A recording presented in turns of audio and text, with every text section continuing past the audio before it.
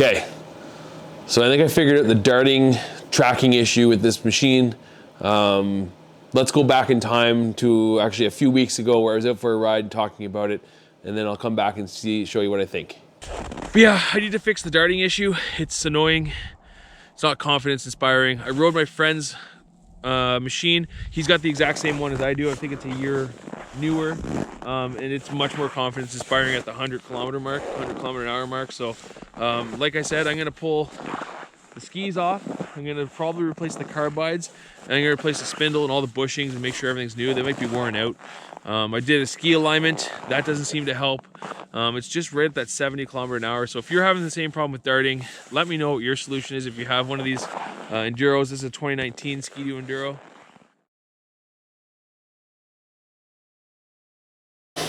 Okay, so after that ride, I did take apart the skis, and this is an old ski, and I'm not sure if it'll show up in the camera very well, but you can see that this keel on this end is far thinner than this keel on this end. So this ski is worn out, and I think it's sitting kind of on a downward angle as I'm going through the snow. Compared to, this is a brand new one I picked up. Right there, you can see, hopefully you guys can see, the keel is huge compared to what it was on that used ski. My sled's got 13,000 kilometers on it. So this could very well be original, right? I don't know, see if I can hold the two up here. You can kind of see the difference in the keels. It's hard to show on camera, you just have to trust me. But yeah, if you can see it there, the two, yeah. So I think what's happening is my current ski is sitting on a good angle as it's going through the snow, and the carbide comes down and out, but instead of acting like a rudder to go through the snow on the surface, it's kind of like jamming the point of the actual carbide into the snow, making a nice pivot point, and is causing all sorts of darting crazy issues. I hope that's the problem. I don't really know. I have not obviously changed the ski out. It's been about 3-4 weeks since I filmed that, and we have no snow in Ontario. So yeah, I think this is the problem, and I can't test it. So what I'm going to do in this video is I'm going to go ahead, I'm going to replace the ski. I'm going to put it back together. You can have a look at what the guts look like on the Pilot TS ski. And then from there, we're just going to have to wait till I can make the next video, either this year or next year. I don't really know. It depends when we get snow, but hopefully that solves the darting problem. Okay, let's put the ski back together. Okay, I'm not entirely certain what we're going to do here.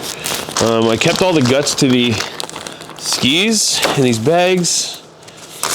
I did want to note that there's some wear on this block that goes underneath your ski. I'm just going to try and turn it around, to be honest with you, so the wear part is at the front of the ski, not at the back, to help put the ski tips up higher even more. I'm not sure why they're hard to find from the dealer, but I haven't found any. There's a couple places online that sell them with like shims already in place. Might go with that next year, but for this year, I'm just gonna go with this and just gonna turn them around. Okay. I've also got new carbides. So I picked up some snow trackers from Prior Motorsports in Empire, Ontario. They wouldn't go on the old ski. The old skis are so damaged that the snow tracker won't sit level, kind of sits on an angle or one side or the other. So they're in the truck right now. I'm not sure what I'm going to do with the snow trackers just yet, but I think I'm going to try putting back on the OEM part. Now, this is the 60-degree bevel. 60-degree bevel, and this carbide is longer. It says it's a 7-inch, not a 5-inch compared to the originals. I don't really see too much of a difference, but you can definitely see that my carbide is worn right out. Yeah, so we're gonna go back to OEM carbides. So first things first is we're gonna put those into the ski. No, not into the ski, into the spindle. I'll call it a spindle, into the TS adjuster thing. I don't even know what you call it. We're gonna put that on, then we're gonna put the ski on up underneath onto it. Should be easy enough to bolt on. We'll have a look.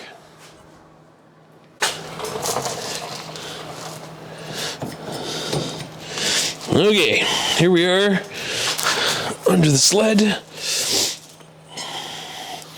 These carbides have a direction to them. Okay, here's the taper, then the carbide. That's the back of the ski. So this goes to the front. It's actually stamped on there. I don't know if the camera can see it, but it's stamped, says front right on it. So the Pilot TS ski, carbide. I'm just going to take a bit of grease. I'm going to grease up this bottom spindle. This is the connection to the Pilot TS. Oh, doggy's the other way. Pilot TS adjuster. Put some on here just for a little rust prevention. Hopefully. It's not like I'm going to get out snowmobiling anytime soon. It's been wildly warm in Ontario. My area usually is below zero, but we've had weeks of above zero. And we're losing all our snow, which is really strange for this time of year. But anyway, it is what it is. Okay. Now, it's just this little, I'll call it a knob. I don't really know what you call it. I'm sure it has a real name. But your ski goes in. And you push your bushing through. That's it. There. Carbide's in place. All right. Okay, next piece to go on is the ski. Okay, there's an outside keel. So the keel goes to the outside, not to the inside. So away from the machine, not inside the machine. Inside towards the machine. And I'll use that in this convenient spot. I will put these, like I said, here's the stoppers. I'm going to turn them around and face them the other way from the wear. They just sit in there, and your spindle holds them in. This might be turned around before, actually. I might need new ones. But okay. And then, if I can just wiggle and giggle it in there. Oh yeah, shouldn't be too hard. Perfect.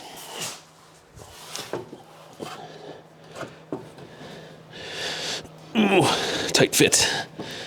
Actually, you know what? I'm gonna put a little grease down the side here. Help that along. A big old nubbin of it. I'll grease the carbide too. Maybe make things a little bit easier. And back on we go.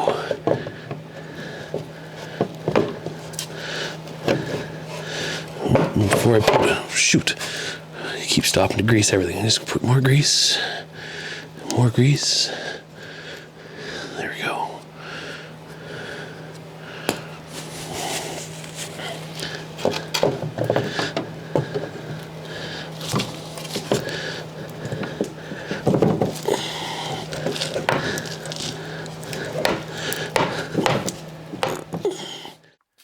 Okay, we got a little hiccup here. If you look, this shaft won't take the carbide. Here's the old one, different profile. It's straight down. This one's got like an edge to it, and it's too narrow to fit the carbide. Dealer gave me the wrong ski. Yeah, I fought that for a long time, but that's why it's not going back on. So, I'll have to finish this video later. I gotta get another ski. Okay, so this is actually a year later, basically. The snow is falling here in Canada again, and basically what happened is the dealership, they got me the wrong skis. For some reason, the manufacturer number was correct, but the little place to fit the carbides in didn't work, so I had to take them back, reorder them. By the time I did that, Ontario was just out of snow, and I never actually got out to test my new skis and new carbides. So what I'm gonna do is I'm gonna put the skis back on anyway. I'm gonna put some Woody's navigators on them for protection and to help with some of the darting issue, and then give it a go, see what happens. So I hope this video helps you out. I'll let you guys know in maybe a week or two when the trail's open how it turned out for my Renegade Enduro. Thanks for watching. Like, subscribe, do all those things. See you later.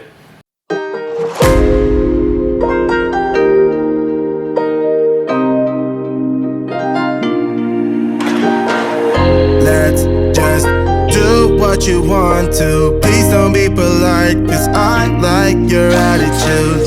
Let's forget about a curfew. us all.